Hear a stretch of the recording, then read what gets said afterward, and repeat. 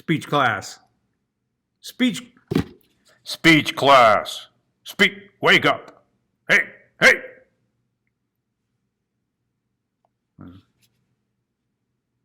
Go Panthers. Ow.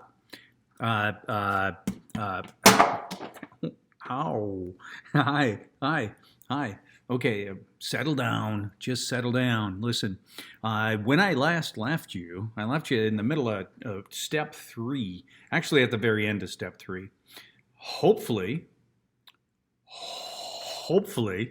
you done up and did that little quick quiz about finding your thesis statement for your first speech. In other words, the topic, the very narrow topic.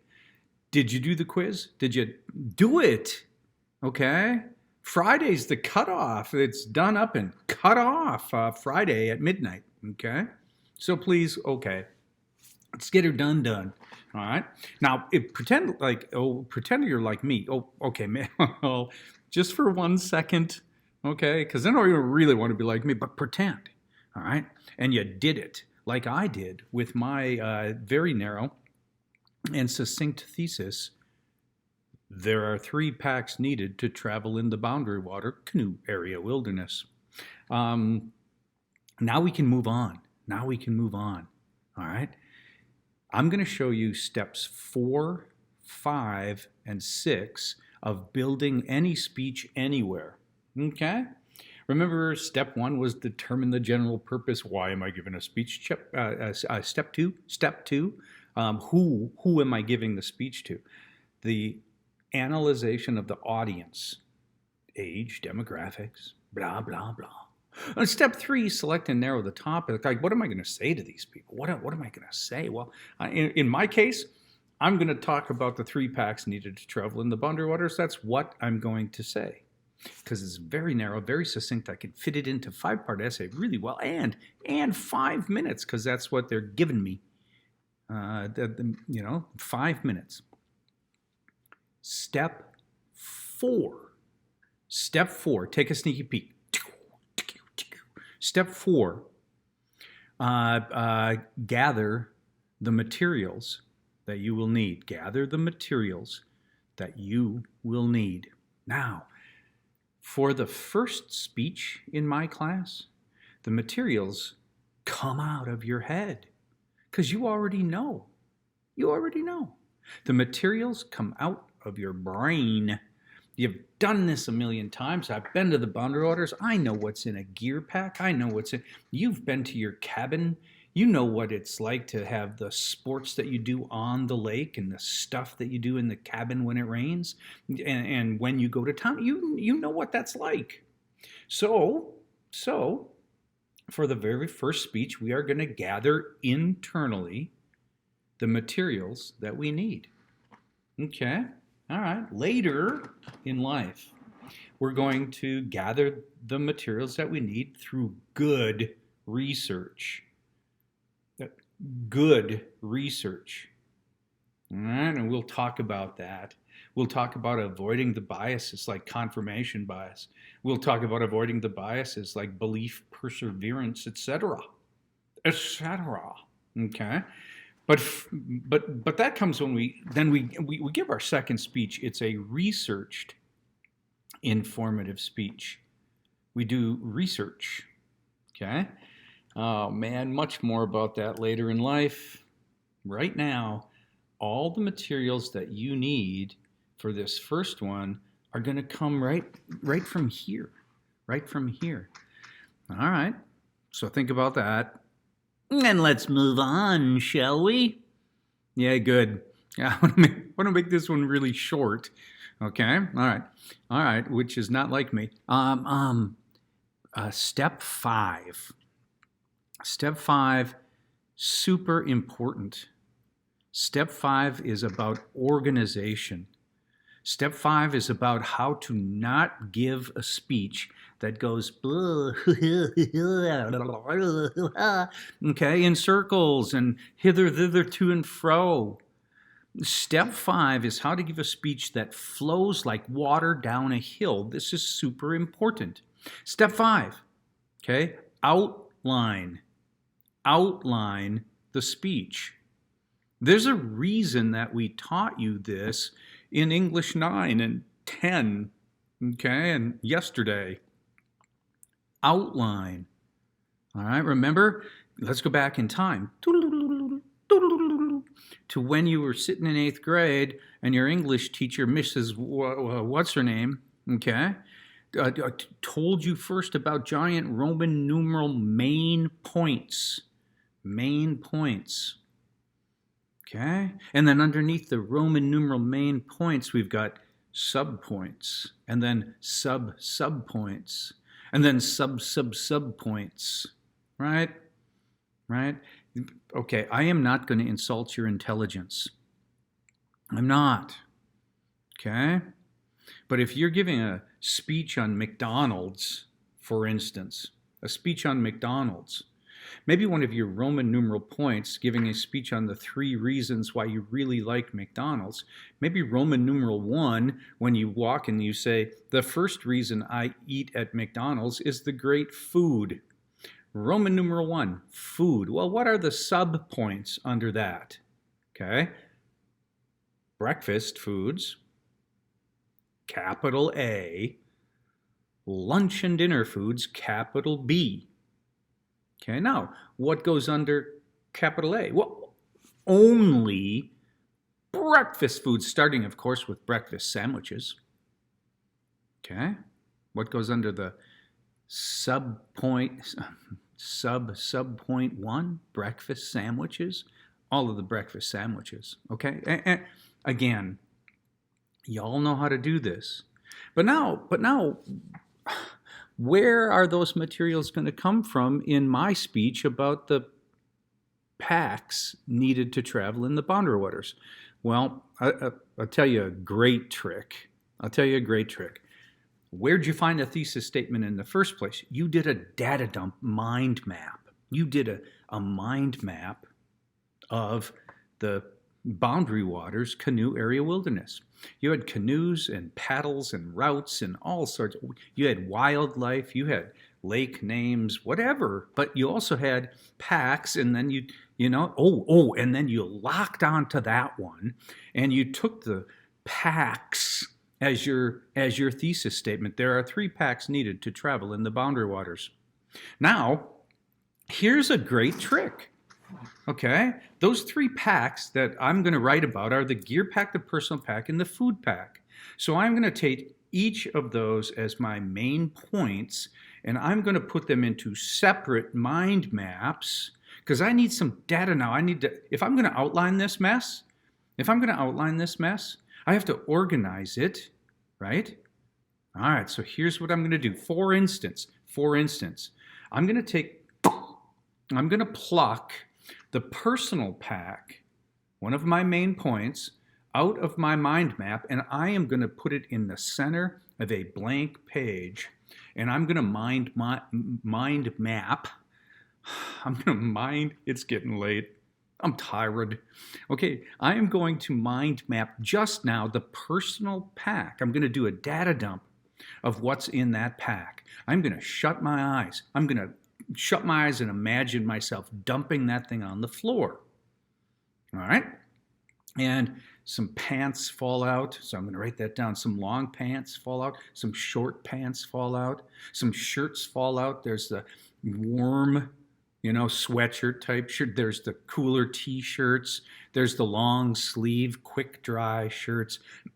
Sorry, there's the button-down shirts that I wear one button-down, quick dry shirt all week long over the top of everything else. Hi, listen, I'm going to keep dumping that pack out.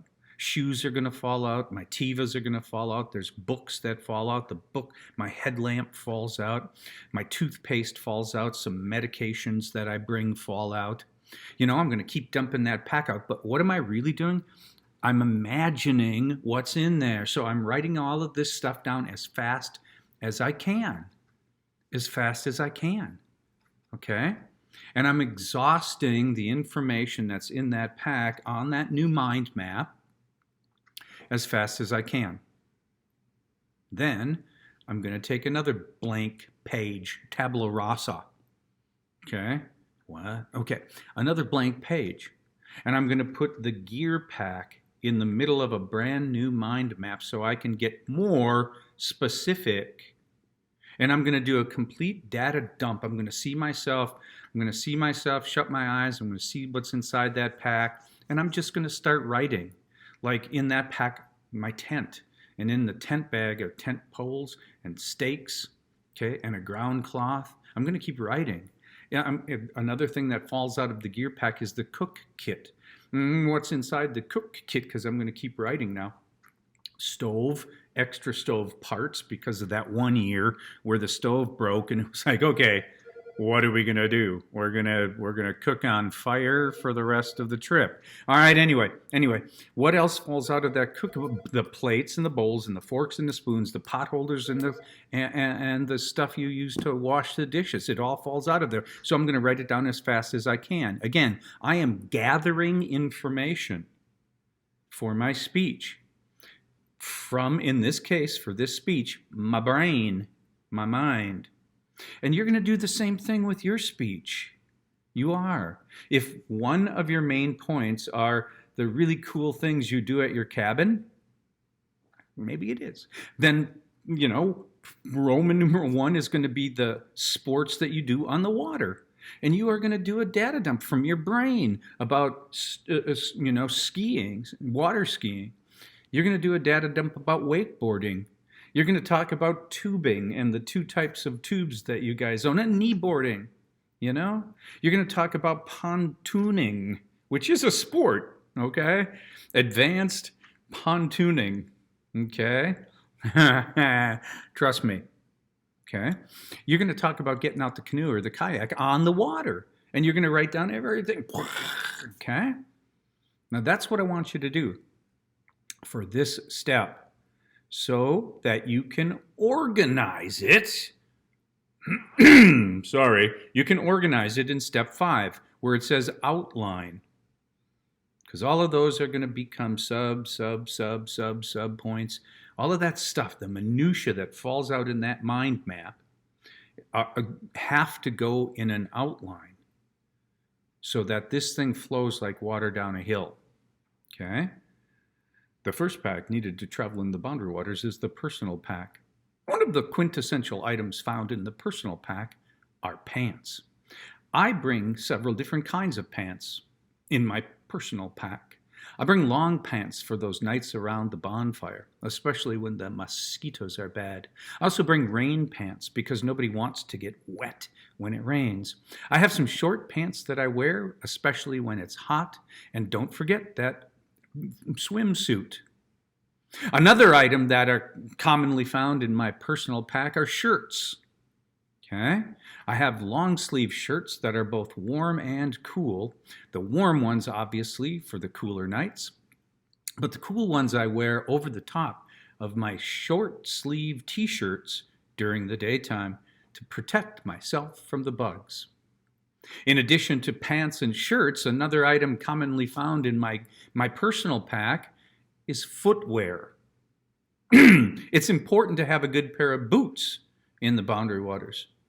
Not only do you have to have boots, but I often find it more comfortable around the campfire to wear, Tevas, my Tevas or my Tevas, and so on and so on. Now, where did I get that?